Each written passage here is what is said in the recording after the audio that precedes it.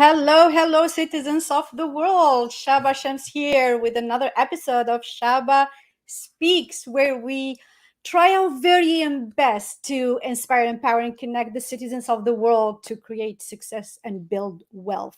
Today, my guest is a very special person to my heart. I just met him not long ago, and oh my, the way this man shows up is just incredible. So I wanted to bring his powerhouse to Shaba Speaks and inspire and empower you, whatever you are. So, C-Roc, welcome. Mike C-Roc, welcome to Shaba Speaks. What's happening, Shaba? Hey, listen, first of all, I start every interview I go on with gratitude.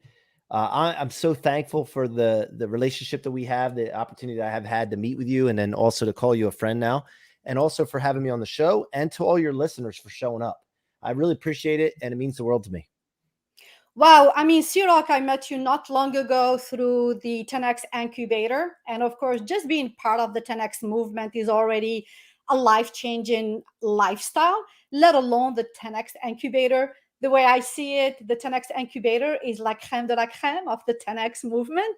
So I'm super excited to have connected with you on that platform. And then I came to learn more about you through Clubhouse or your social media, just seeing how you show up and just the person you are. And I'm like, man, I really need to record this moment in time in history as I am having this beautiful conversation with you. So, C-Roc, you are a podcaster, you are a public figure, also a best-selling author, and more recently a 10x incubator co-founder of a tech company. So my first question to you, instead of saying, hey, C-Roc, can you introduce yourself, is really maybe tapping into a deeper question. It's like, how did the different sequences of event happen in your life where you tap into your why that led into your podcast, your book, and everything else that you are building? Walk me through your thinking of C-Roc and how you got started. Great question. So I came, like a lot of people that may be listening, I came from a broken home. I don't remember my parents together. I grew up around a lot of broken people, brokenness, people telling a lot of stories about why they were dealing with the things they were dealing with: alcoholism, drug addiction, anxiety, depression, suicide. I can go on and on and on. Abuse. But every time I heard the story of why they said that they were doing it, I never bought it like they were buying it. We got to be careful with the stories that we tell ourselves, because we buy the stories that we tell ourselves, and we tell ourselves the stories because we're trying to justify not getting the outcome that we really want. And it makes us feel better. It makes us be able to live with that. And so I never bought that from people. And so I started paying attention to the story that I would tell myself as well. And so from about age 0 to 8, I lived with my mom at 0. Age, when I was born till 8, when I lived with my mom, and she was getting ready to move on with her third marriage and moving into another man's house. And I, at that time, didn't want to learn another man's rules and move somewhere else. And I said, let me give my dad's house a try. And my dad was moving on to his second marriage. And it started out great at first. And I realized, too, later on in life that I broke my mom's heart. I didn't realize she let me go. But she said she cried herself to sleep at night. And, I didn't know that at first. But for the first part of the time at my dad's house, it was good. But then after a while, there started to be a conflict between my stepmom and my mom and my dad, and a conflict with child support and custody and all this different stuff and jealousy. That was eventually taken out on us kids, and especially me. And some of the things that I would see, Shaba, when I was 9 years old, I remember sleeping with my baseball bat because of the things I was seeing and hearing, and I was scared. And so for a period of time, I thought that was the way life was supposed to be. Like, you're supposed to go through this stuff. This is the way it is. Just a lot of people that go through abuse feel like this is like, I'm just in this, and it's a funny thing. One of my mentors and coach said this morning in a call that we all desperately try to hold together what we ultimately don't want. It's something that I wrote down that, and if you're taking notes, listen to this, you might want to write that down and pay attention to this and become aware of this. We desperately try to hold together what we ultimately don't want. Why is that? And I know the answer, which I'll go into in a minute. So eventually I started going to friends' houses, and I would see other families happy and together. And I'm like, well, shoot, I want that. This is the kind of life I want. So I started to think about this and realize that I wasn't in an ordinary situation. And I started to tell my mom what was going on. And she said, you know what? You don't belong in that environment. Nobody should have to go through that. I'm going to file court papers to get you out of there. However, you need to stick to your guns with this because they're going to try to talk you out of it. And she said, Mikey, in life, people will try to talk you out of your dreams and your beliefs. So you must stick to your guns. And so I remember that, and that stuck with me. And when the court papers were finally delivered to my dad's house, I walked into the house from school one day, and the tension in the room was thick. You could feel something was up, and I knew something was up by just the tone of the room. And my dad had these papers in his hand. And he said, go to your room. And Shaba, my dad was my hero. He was a mason. He laid brick and block and concrete, and he had these real big forearms and thick hands. If you shook his hand, you could tell he was a hard worker. And I always looked up to him for that. I thought it was, it was awesome that he was a hard worker, man. And he used to carry a wad of $100 bills around with a rubber band around it instead of a wallet. And he used to show us $100 bills. And I used to think that was the coolest thing. And when he confronted me about these papers, he said, it says here you want to move in with your mom. Now I know, and you know, that she doesn't have any money. She's got men coming in and out of the house. You got everything you need here. Why would you want to leave? And I said, you know what? I've made my mind up. I didn't get into the discussion with him. I was sticking to my guns. And he said, okay, if that's the case, he takes that wad of $100 bills out. He peeled one off. He crumpled it up and threw it at me and said, you're going to need this then when you're living on the streets with your mother one day. And at 11 years old, when I heard that, first thing I thought is, oh no, what did I do? Because remember, we're desperately trying to hold together what we ultimately don't want. And I thought to myself, I just threw like a wrench in everybody's plans. I'm ruined it. But then I very quickly also thought, I'm not going to need that money. I know how to make money. I made money when I was 8 years old selling golf balls on a golf course to golfers. I can make money. I don't need that money. I'll show you. So for 30 some years, I was driving off of this thing where I had to show my dad I didn't need that money. And that drove me and that fueled me for the longest time. So just to answer your question, that's kind of where it started. Wow. First of all, thank you so much. I'm very grateful to you showing your authentic self. And I do realize that this is not something you can find out by just reading a profile bio of anybody. And this is why I so love these interviews, because this is really where people get to be themselves and show the other side of really what motivated them to do what they're doing. In fact, I had in my head like questions related to, the book and this and the podcast and all that.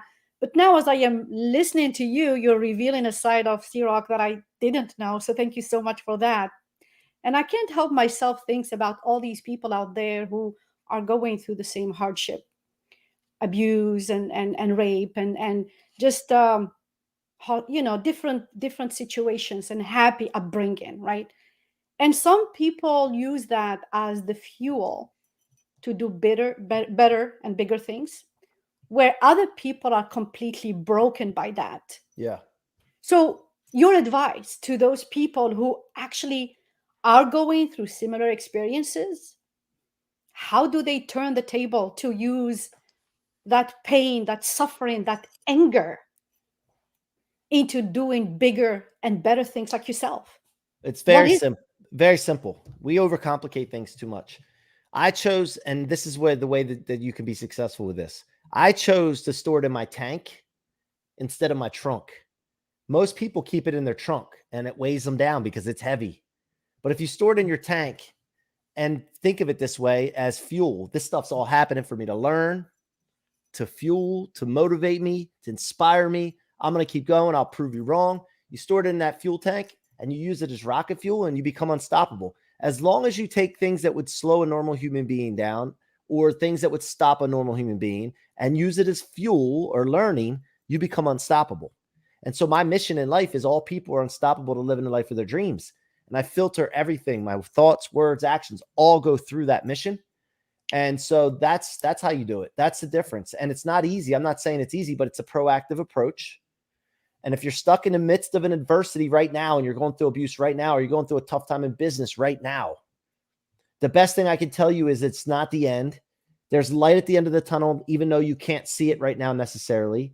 And I have to give you hope because that's the thing you need right now. And then once you get out of the close proximity to that adversity, you can start doing this, what I call the rocket fuel law, which is storing everything in your tank instead of your trunk.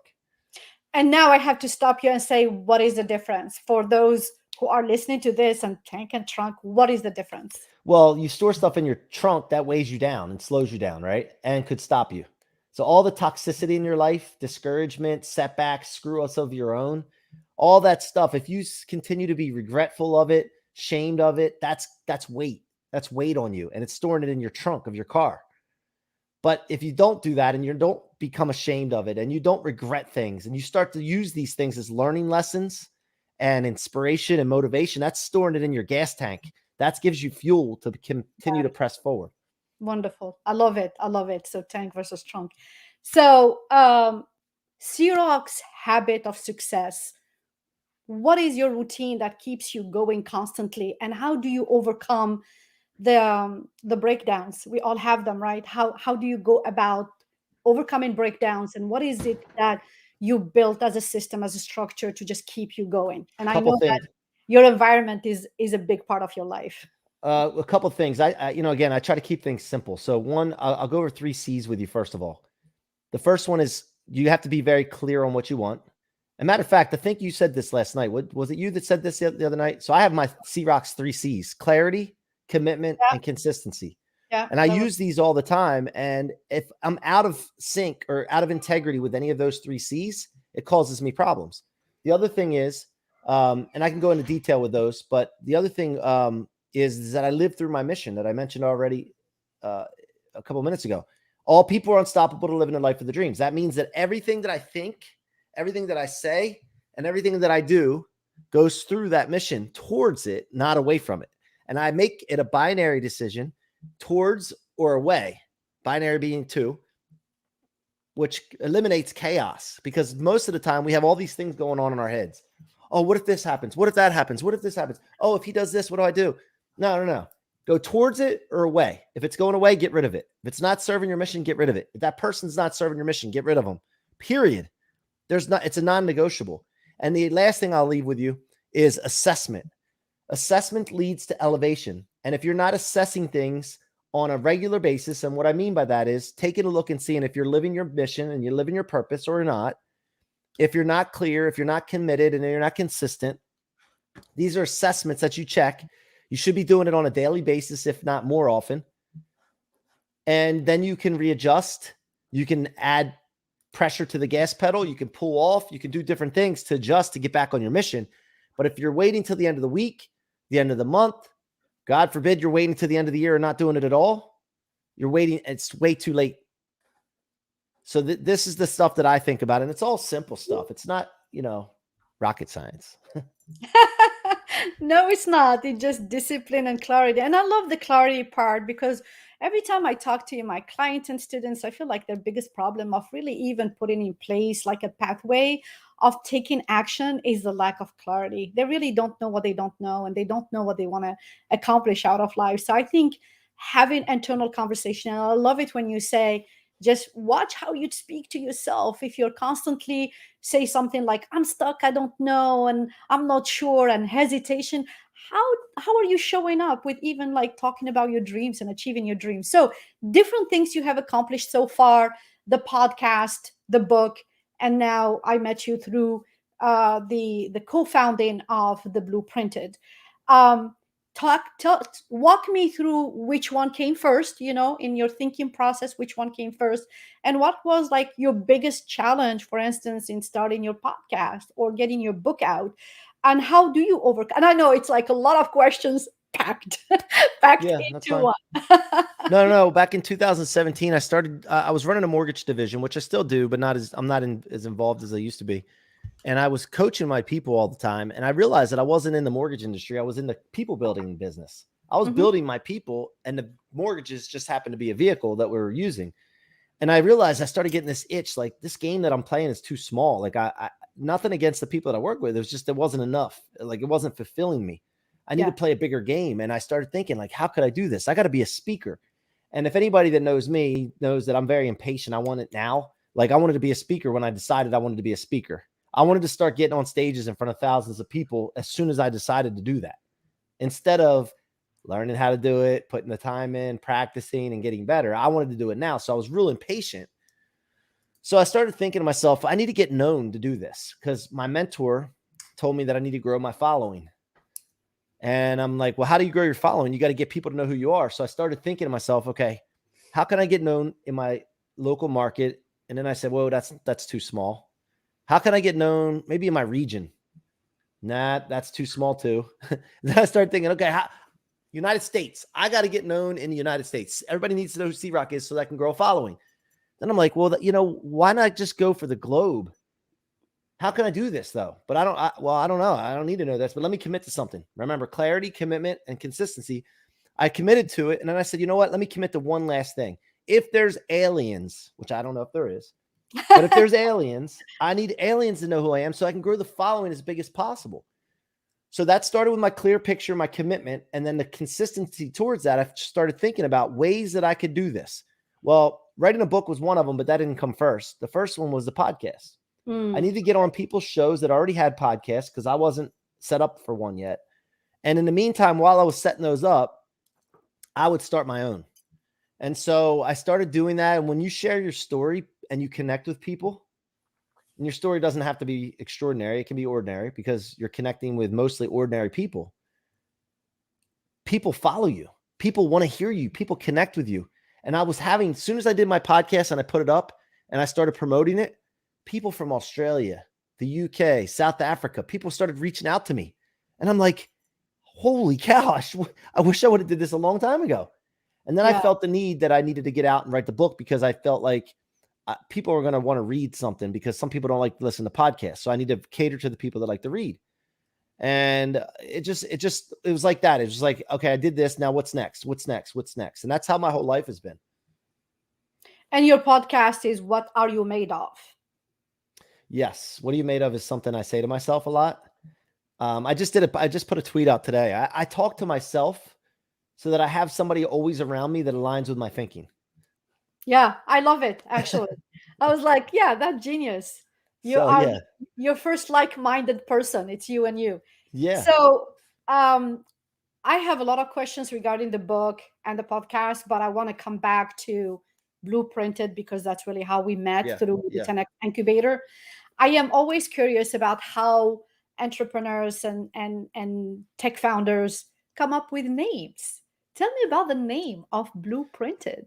What inspired it? Yeah, so Jared and I were talking with the team and we were trying to think of, this tech product is not like a course platform. Courses are things that people have to sit through and watch videos and they lose attention and lose focus. They get distracted. They never finish courses. Over 80% of courses are never finished. Nobody wants to sit in a class anyway. I dropped out of college with a 4.0 because I was tired of class. I just want somebody to tell me how to do something. Give me the steps. Like, I want to learn how to do this. What do I do first? When do I do it? How long do I do it? So we started thinking, okay, well, this is a platform where you're going to tell somebody the steps of how to achieve something. Well, I started thinking about building houses because my dad, remember, was in a construction work and I grew up in that field. And I thought, well, my dad can't build a house without a blueprint.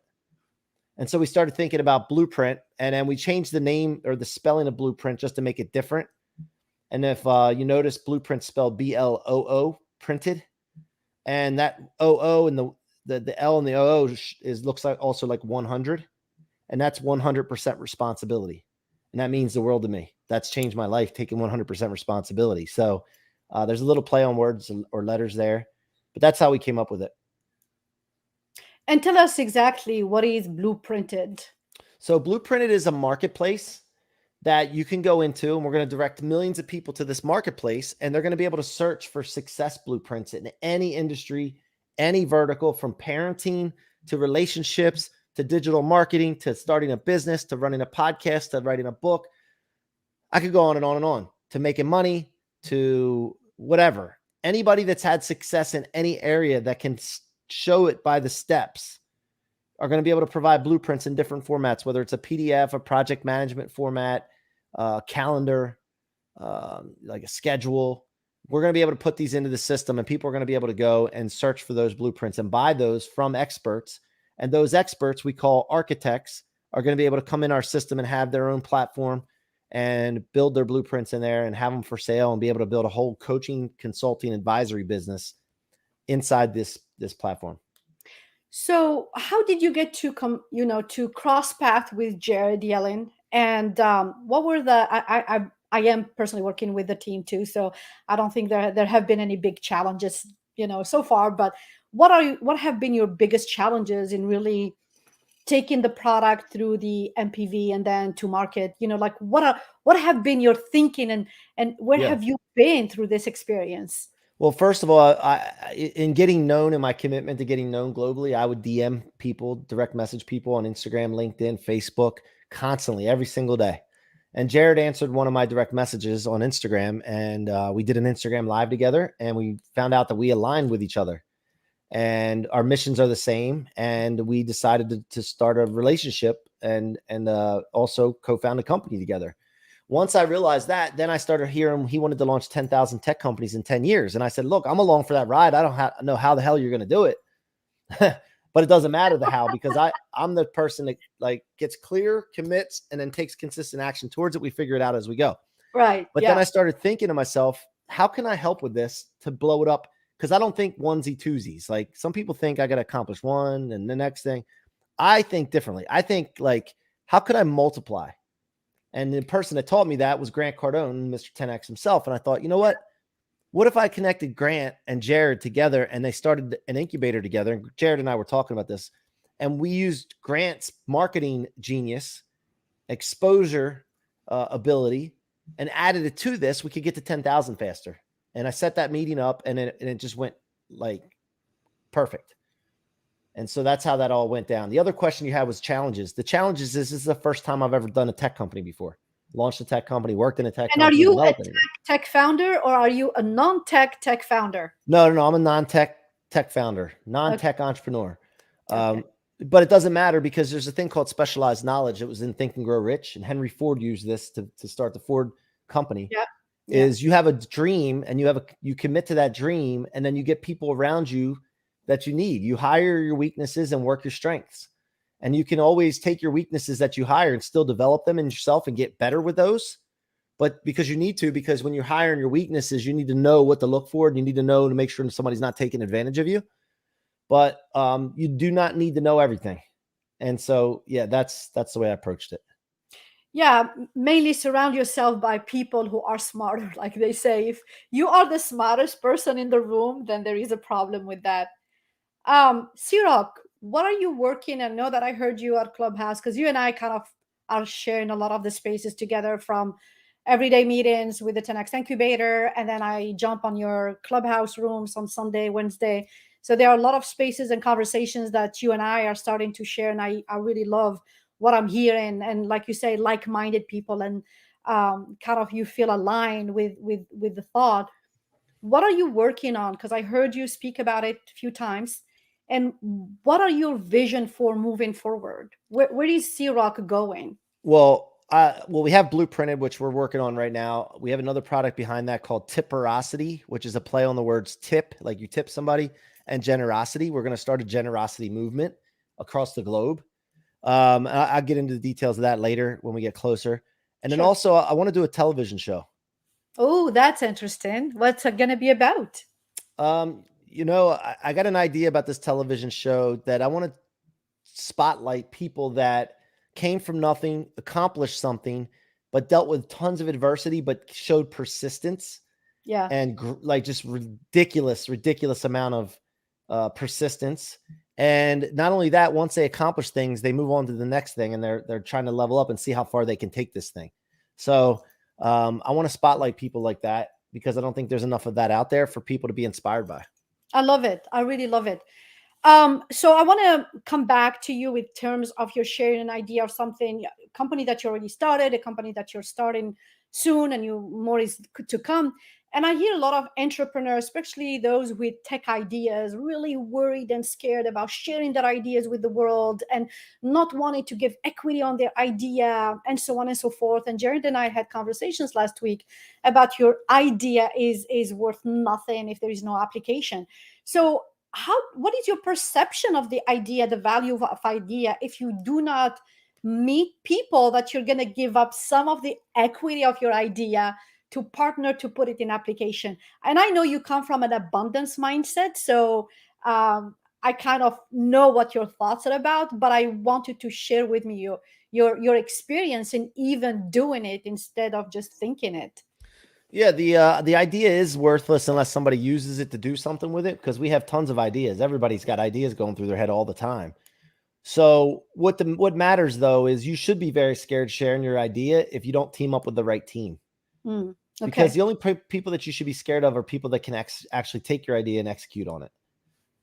And the thing is that the idea without the co-founder and without the dream behind it and without that mission behind it, Yeah. the product won't be the same anyway. Yeah. The passion. Yeah, well, you know, like if I have this idea for tipperosity, for example, Yeah. and I want to create this generosity movement and help people like that are in the service industry make more tips and encourage people to tip more and reward them for tipping more. And it means something to me. And there's a story behind it, how this came about. Nobody else has that. They can create a product similar to this, but they're not going to be able to create the movement behind it because they don't have the story and emotion and passion behind it. So yeah, I mean, the idea, you should be talking about your idea to everybody to find somebody to work with you on it. Absolutely, I agree with that. And again, the idea means nothing if there is no application.